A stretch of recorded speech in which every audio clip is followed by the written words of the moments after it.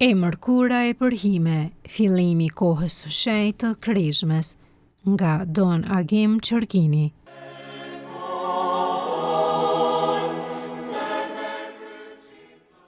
Pse dhe si bëhet riti i përhimjes? Me të mërkurën e përhime, fillon koha e shenjtë e Krishmeve. Me këtë rast, shkurtimisht, duam të ndajmë ju disa fjalë që kanë të bëjnë me ritin e përhimjes, si dhe rëndësinë e kësaj kohe të shenjtë. Në shekujt e parë të krishtërimit, koha e përgatitjes për Pashk ishte periudhë prej 1 deri në 2 javë, domethënë në shekullin e tretë, ndërsa që nga shekulli i katërt, kjo kohë përgatitore zgjerohet në periudhë prej 40 ditësh, e njohur ndër ne me emërtimin Kreshme. Kjo kohë fillonte me të dielën e parë të Kreshmeve dhe përmbyllej të ejtën e madhe. Prej shekullit të 6 fillon me të mërkurën e përhime. Në Beslidhjen e vjetër në librin e Zanafilës, lexojmë për pluhurin, kur Zoti pas mëkatit të parë i tha njeriut: me djerës të ballit tënd do ta hash bukën, derisa të mos kthehesh në dhej, prej të cilit që nxjerr, sepse pluhur je dhe në pluhur do të kthehesh. Lexojmë tek libri i Zanafilës, kapitulli 3, rreshti 19. Pastaj edhe në vende të tjera në Beslidhjen e vjetër, pluhurin e shohim se është përdorur në shenjë pendese dhe shoqërohej me lutjet e caktuara, siç lexojmë në librin e Jonës. Atëherë kur pas predikimit të Jonës në Niniv, njerëzit besuan në Zotin dhe shpallën agjërim. Arriti lajmi edhe te mbreti, i cili u qua nga froni vet. I hoqi petkat e veta, u vesh me thes e ul në pluhur. Lexojmë tek libri i Jonës profet, kapitulli 3, rreshti 6. Po ashtu në Beslidhjen e re, pluhuri apo hiri përmendet në disa vende. Edhe Krishti i referohet atij në shenjë kthimi dhe pendimi shpirtëror. Vaj për ty o Korazin, vaj për ty o Betsaid, sepse të kishin ndodhur në Tir e në Sidon, mrekullitë që ndodhen në ju, ka herë të veshur në grathore të mbuluar me hi do të kishin bërë pendes. Lexojmë tek Luka Ungjilltar, kapitulli 10, rreshti 13. Përndryshe hiri fitohet prej rremave apo palmave të bekuara që i mbajmë në duar të dielën e larit, të cilat më pas digjen dhe me këtë hi përhihemi të mërkurën e përhime që pason.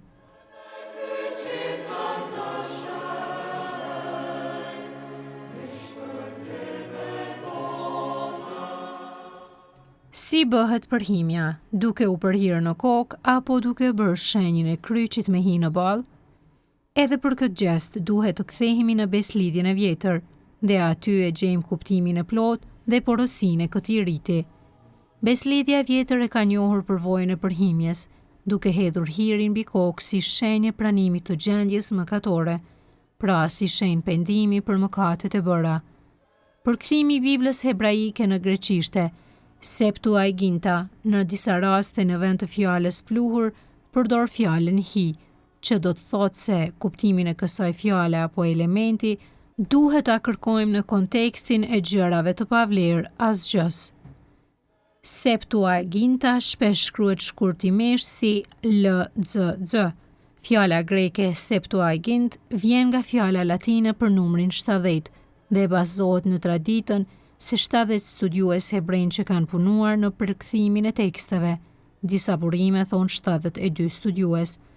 Septuaginta për herë të parë u përkthye në shekullin e 3-2 para Krishtit në qytetin e Aleksandris në Egjipt.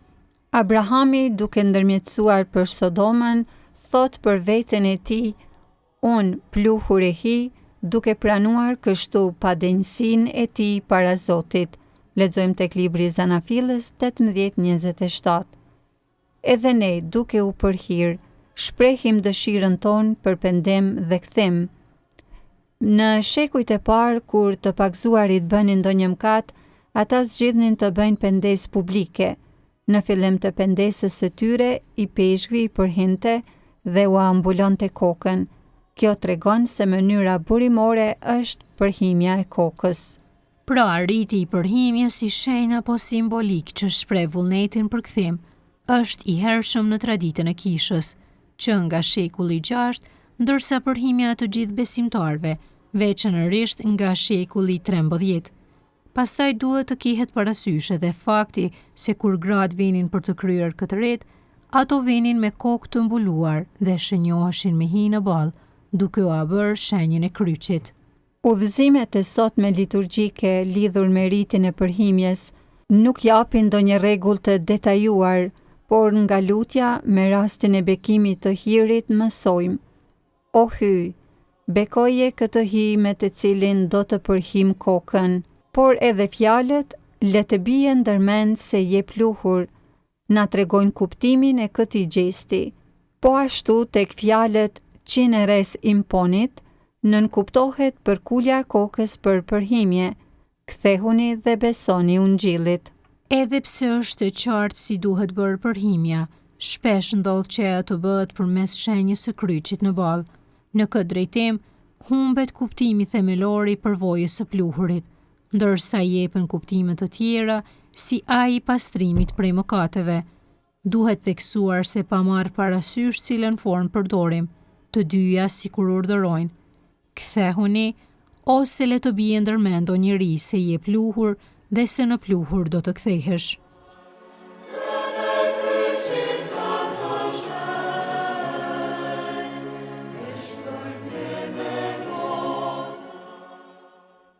Koha e Krishmës. Kjo kohë e shenjtë prej 40 ditësh i paraprin festës së Pashkëve dhe na thërret në kthim shpirtëror. Është kohë e veçantë pendese, e lutjes më intenzive të përshpirtshme dhe veprave të bamirësisë. Kisha në përgjithësi, por edhe çdo besimtar i saj, duke medituar misteret e mundimit të Jezu Krishtit, angazhohet të përtrihet në fe. Kjo kohë e shenjtë është mundësi të jetë e volitshme e përjetimit të ushtrimit shpirtëror për jetë të virtytshme. Kjo periudhë e shenjtë prej 40 ditësh është mundësi dhe përvojë e takimit me Hyjin, mu ashtu sikurse mësojmë në Beslidhjen e Vjetër. Prandaj, edhe simbolikisht ndërlidhet me disa ngjarje, si kalimi në përshkretëtir i popullit të zgjedhur të Zotit për 40 vjet deri në tokën e premtuar, përvoja e qëndrimit të Mojsiut në malin Sinai për 40 ditë, por edhe udhëtimi të Elis për 40 ditë e 40 net deri në malin e Hyjit në Horeb. Përveç kësaj, në Beslidhjen e Re mësojmë për agjërimin e Jezusit në shkretëtir për 40 ditë e 40 net. Këtë e gjejmë tek Mateu Ungjilltar kapitulli 4, tek Marku Ungjilltar kapitulli 1 dhe tek Luka Ungjilltar kapitulli 4. Bazuar në këto përvoja dhe shembuj, edhe ne si besimtar, përfshi katekumenët që përgatiten për pagzim, bëjmë këtë ecje shpirtërore drejt treditshit të shenjtë dhe gëzimit pashkvor. Prandaj le ta shfrytëzojmë këtë kohë duke gjurmuar në thellësi të zemrës për të nxjerrë prej saj çdo gjë të keqe, çdo mëkat që na largon prej Zotit. Shën Augustini kur flet për Krishmën thotë: "Këto ditë të shenjta të 40 ditëshit na obligojnë që t'u flasim mbi dashurinë vëllazërore dhe detyrën që t'i jepni fund urrejtjes ndaj vëllezërve tuaj, nëse vetë nuk dëshironi të sharroni." Kemi lidhur beslidhje me Zotin dhe kemi nënshkruar kushtin pa të cilin nuk mund të na falen fajet tona. Koncili i dytë i Vatikanit në Kushtetutën Sacrosanctum Concilium mbi liturgjinë e shenjtë kur flet për kreshmët thotë: "Karakteri i dyfisht i kreshmëve, i cili sidomos gjatë kujtimit apo përgatitjes për pagzim dhe nëpërmjet pendesës, i fton besimtarët në dëgjimin e shpesh të fjalës së Hyjit, në lutje dhe i përgatit të kremtojnë misterin pashkvor. Duhet të vihet më shumë në dukje në liturgji e katekezë liturgjike." Dhe shton: "Pendesa kreshmore nuk duhet të jetë vetëm e brendshme dhe individuale, por edhe jashtme e shoqërore. Dhe praktika pendestare duhet nxitur e porositur sipas mundësive të kohës sonë dhe krahinave të ndryshme, si edhe sipas kushteve të besimtarve."